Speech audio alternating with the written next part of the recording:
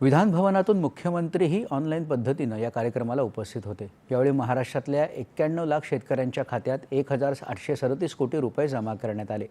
प्रधानमंत्री किसान सन्मान निधी योजनेअंतर्गत 22व्या हप्त्याची रक्कम आज थेट लाभार्थी शेतकऱ्यांच्या खात्यांमध्ये वितरित करण्यात आली असून अकोला जिल्ह्यातल्या 1,88,240 लाभार्थी शेतकऱ्यांच्या खात्यात 38 कोटी 1 लाख रुपयांची रक्कम जमा झाली आहे।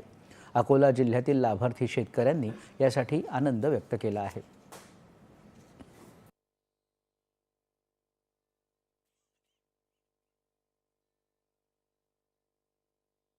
किसान सन्मान निधीच्या अंतर्गत जो 22वा हप्ता आता आमच्या खात्यामध्ये जमा झालेला आहे आणि त्याचा खूप आनंद झालेला आम्हाला। तो हप्ता जमा होताच आम्हाला खूप बरं वाटतंय आणि या हप्त्याचा उपयोग आम्ही आमच्या शेती कामासाठी खते बियाणे यासाठी आम्ही वापरतो आणि हा गुढीपाडवा येणारा सण आहे मराठी माणसाचा, तर त्याकरता हा खूपच कामाचा आहे आणि याच्यामध्ये आम्ही थोडे पैसे ऍड करून आम्ही आमचं उर्वरित काम सुद्धा करू शकतो।